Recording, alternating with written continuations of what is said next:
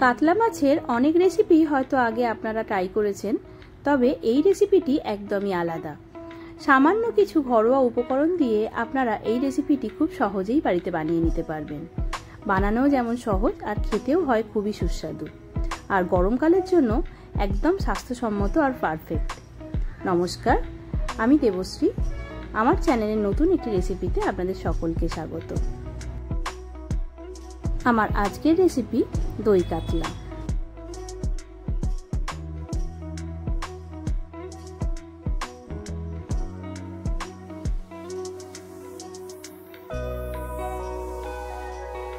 দই কাতলা বানানোর জন্য আমি প্রথমেই কাতলা মাছের পেটির কিছু অংশ নিয়ে নিয়েছি।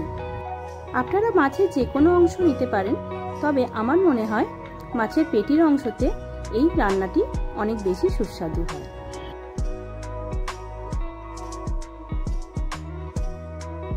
এইবার এই মাছগুলোর মধ্যে আমি 2 চামচ মতো নুন দিয়ে দিয়েছি। নুন দিয়ে খুব ভালো করে এটিকে মাখিয়ে নিতে হবে। মাখিয়ে প্রায় আধ ঘন্টা মতো আমি মাছগুলিকে একটা সাইডে রেখে দেব।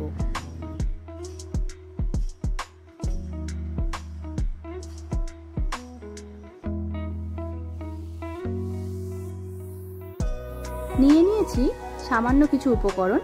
পেঁয়াজ, 4টে মিডিয়াম সাইজের পেঁয়াজ আমি এখানে নিয়েছি আদা, কাঁচা লঙ্কা আর বেশ কিছু রসুন।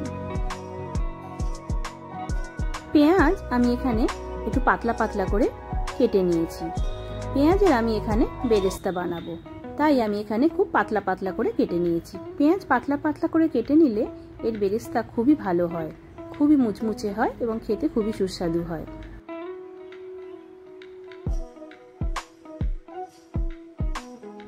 একটি প্যানে আমি বেশ কিছুটা পরিমাণ তেল নিয়ে নিয়েছি। তেল গরম হয়ে গেলে আমি এর মধ্যে কেটে রাখা পেঁয়াজের টুকরো দিয়ে দেব। তবে পেঁয়াজের টুকরো দেওয়ার সময় গ্যাসের ফ্লেমটা অবশ্যই কম করে দেবেন, না হলে গায়ের মধ্যে তেল ছিটকে আসার সম্ভাবনা একটা থেকে যায়।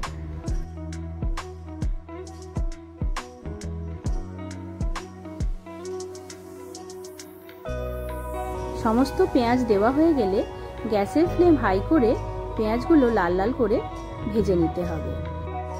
পেঁয়াজ পাতলা করে কাটলে এর বেরেস্তা বানাতে খুব বেশি সময় লাগে না, আর যদি মোটা করে কাটা হয় তাহলে বেরেস্তা বানাতে একটু বেশিক্ষণ সময় লেগে যায়। বেরেস্তা বানানোর সময় গ্যাসের ফ্লেম যেহেতু হাইতে থাকে, তাই এটি অনবরত নাড়াচাড়া করতে হবে। নাড়াচাড়া না করলে এটির একটা সাইড পুড়ে যাওয়ার সম্ভাবনা থাকবে।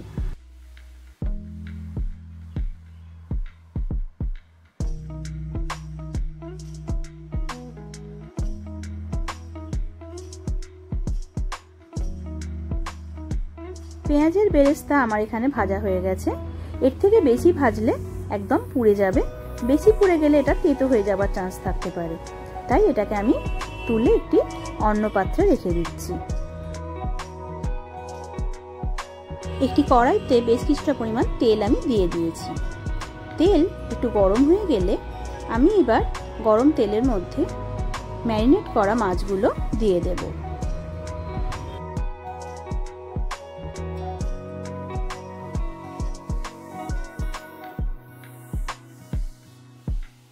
মাছের একদিক ভাজা হয়ে গেলে আমি অন্য দিকটা উল্টে দিয়ে ভালো করে ভেজে আমি মাছগুলোকে তুলে নিয়েছি।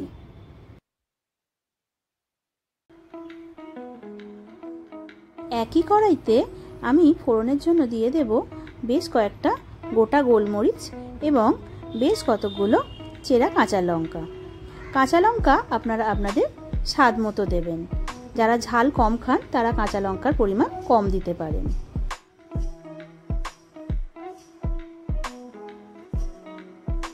এগুলি একটু নাড়াচাড়া করে নিয়ে দিয়ে দেব আদা রসুনের পেস্ট। আদা রসুনের পেস্ট দিয়ে এটিকে খুব ভালো করে কষিয়ে নিতে হবে।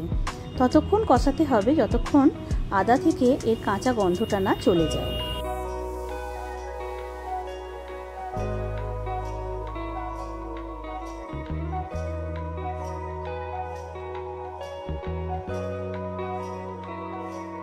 মশলা আমার প্রায় কষা হয়েই গেছে। আমি এবার এর মধ্যে দিয়ে দেব বেশ কিছুটা পরিমাণ জল।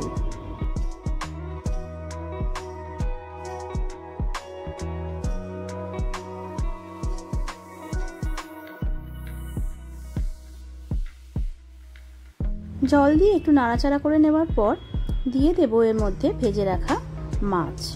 মাছগুলো এই মশলার মধ্যে দিয়ে খুব ভালো করে মিশিয়ে নিতে হবে।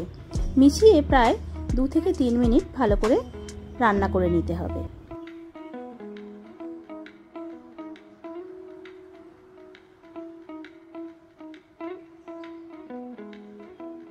এবার আমি এর মধ্যে স্বাদ মতো নুন দিয়ে দেব আর দিয়ে দেব 1 চামচ মতো চিনি।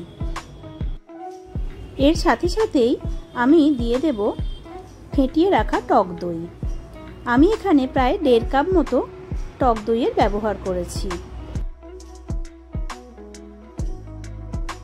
এইবার সমস্ত কিছু খুব ভালো করে মিশিয়ে নিতে হবে।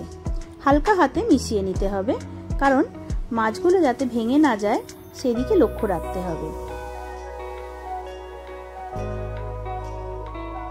এর মধ্যে আমি 1 কাপ মতো জল আরও দিয়ে দেব। যারা গ্রেভি পছন্দ করেন তারা আর একটু বেশি জলও দিতে পারেন। বেশি জল দিলে গ্রেভিটা একটু বেশি পাতলা হয়ে যাবে, সেক্ষেত্রে আপনারা পোস্ত আর কাজু বাদাম বাটা অ্যাড করতে পারেন। এই ধরনের রান্নার মধ্যে ভাজা পেঁয়াজ বা বেরেস্তা ব্যবহার করলে এর স্বাদ খুবই অসাধারণ হয়।